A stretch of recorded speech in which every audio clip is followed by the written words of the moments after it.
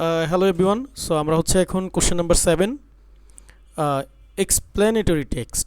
Read the text and identify the elements and relevant examples of an explanatory text. Then fill up following. Grade 1 is done for you. So এরকম একটা passage দেওয়া থাকবে আমরা এখানে একটা passage নিলাম, how airplanes fly. তোমাদের পরীক্ষায় এরকমই প্যাসেজ থাকবে, যে কোনো প্যাসেজ থাকতে পারে। তো ফার্স্ট অফ অল হচ্ছে আমরা প্যাসেজটা পড়ে নেই এবং পড়ার পরে আমরা এটা বোঝার চেষ্টা করব, দরকার হলে এক দুইবার পড়ব। Airplanes fly by using the forces of lift, thrust, weight and drag. The wings of an airplane are designed to create lift by changing the pressure of the air above and below the wings.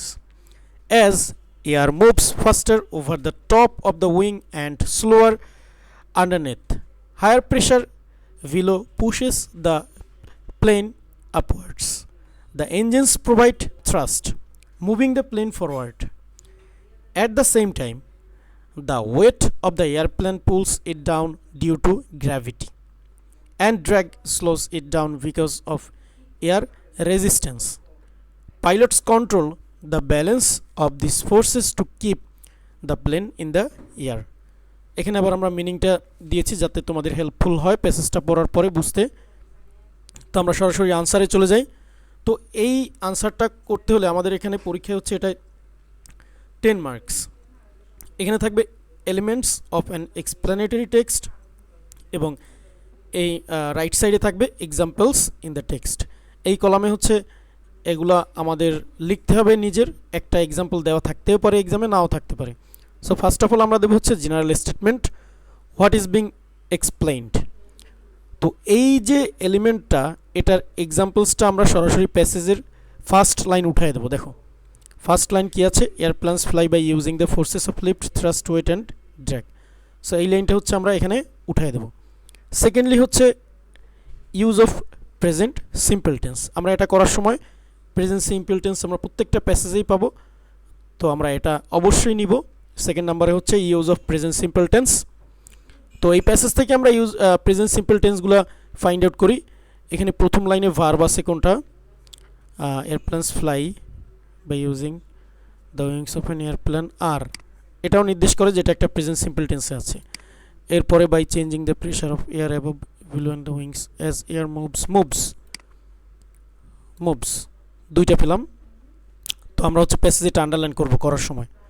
First over top of the pushes the horse, the engines provide একটা verb, আমরা already তিনটা পেয়ে গেলাম। So তিনটা দিলেই হবে, তিন চারটা দিলেই হয়। আমরা হচ্ছে আর, মুভস, প্রোভাইড, পুলস, এই চারটা এখানে দিয়েছি as present simple tense.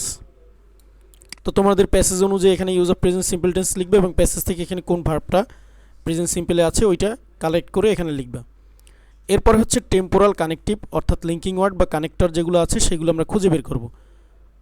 So এই প্যাসেজের মধ্যে লিঙ্কিং ওয়ার্ড আছে, এখানে খুঁজে আমরা পেলাম শুধুমাত্র একটা, অ্যাজ আছে, আরও একটা আছে, এখানে পেলাম আমরা অ্যাজ এবং আরেকটা পেলাম অ্যাট দ্য সেম টাইম। এবং এই যে কানেকটিভ ওয়ার্ডগুলো এগুলা লাইনের শুরুতে থাকবে এবং ম্যাক্সিমাম টাইম হচ্ছে এই লিঙ্কিং ওয়ার্ডের পরে বা কানেকটিভ ওয়ার্ডের পরে একটা কমা থাকে। তো এইটা আমরা কোন পয়েন্টে লিখব, নাম্বার 3তে, অর্থাৎ টেম্পোরাল কানেকটিভ লিখে তারপরে এই যে এক্সাম্পলস ইন দ্য টেক্সট এই সাইডে হচ্ছে আমরা এই কানেকটিভ ওয়ার্ডগুলো লিখে দেব। এরপরে নাম্বার 4, স্পেসিফিক ডিটেলস। এই লাইনটা হচ্ছে সবসময় প্যাসেজের যে মূল যে বিষয়বস্তু বা এখানে যে ডিটেলস প্রোভাইড করেছে সেটা আমরা লিখব। এই প্যাসেজে আমরা পেলাম, আর এই লাইনটা সবসময় থাকে ম্যাক্সিমাম টাইম সেকেন্ড লাইন অথবা থার্ড লাইনে। তো আমরা দেখব কোন লাইনটা বেশি বড়, এখানে টেকনিক্যালি তোমরা খুঁজে বের করবে যে কোন লাইনটা বড়। সো আমরা এখানে পেলাম সেকেন্ড যে লাইনটা, এটাই অনেক ডিটেল প্রোভাইড করেছে। The wings of an airplane are designed to create lift by changing the pressure of the air above the below the wings. So এই লাইনটাই হচ্ছে আমরা এখানে বসাই দিলাম, কারণ এখানে বেশি ইনফরমেশন প্রোভাইড করেছে। এরপরে হচ্ছে ক্ল্যারিটি ইন এক্সপ্লানেশন। এই এক্সপ্লানেশন যেটা আমরা স্পেসিফিক যে ডিটেলসটা দিয়েছিলাম এটা আরেকটু ক্লিয়ার করবে, ক্ল্যারিটি ইন এক্সপ্লানেশন। তো এই প্যাসেজটা আরেকটু ক্লিয়ারলি আমরা এক্সপ্লেইন করব। সো এখানে আমরা এই লাইনটা দিতে পারি, যেমন as air moves ফাস্টার over the top of the wings and slower, এটা হচ্ছে আগের লাইন সম্পর্কে এটা বলেছে, এটাও দিতে পারি। the engine provides thrust moves the plane forward at the same time the weight of plane pulls gravity. তাহলে আমরা এই লাইনটা চুজ করতে পারি, the engines provide thrust moving the plane forward. এই লাইনটাও একটু ক্লিয়ার করে যে আসলে প্লেনটাকে কে ফরওয়ার্ড করে নেয় বা কে উড্ডয়নে সহায়তা করে। সো আমরা এখানে এই লাইনটাই এখানে নিলাম, the wings provide thrust moving the plane forward.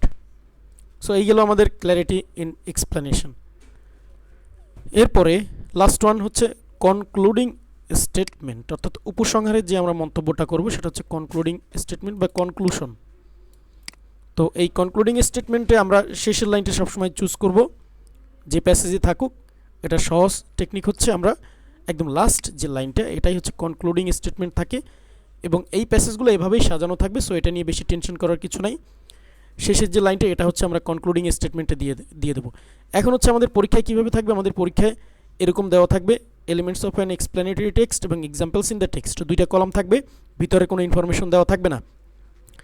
এই ইনফরমেশনের জন্য আমাদের এই যে লেফট সাইডের যে টপিকগুলো আছে, জেনারেল স্টেটমেন্ট থেকে শুরু করে একদম কনক্লুডিং স্টেটমেন্ট পর্যন্ত, এইগুলো তোমাকে মুখস্থ করতে হবে, এগুলো মনে রাখতে হবে, তারপরে এগুলো ফাইন্ড আউট করে বসাতে হবে। তাহলে আমাদের লেফট সাইডের এই টপিকগুলো আমরা খাতায় লিখে ফেলি, যারা ক্লাসটা দেখতেছি আমরা অবশ্যই খাতা কলম নিয়ে এগুলো নোট করে ফেলি। সো আজকের ক্লাসে এ পর্যন্তই। সবাই ভালো থাকো, সুস্থ থাকো এবং ভালো করে পরীক্ষা দাও। Bye bye.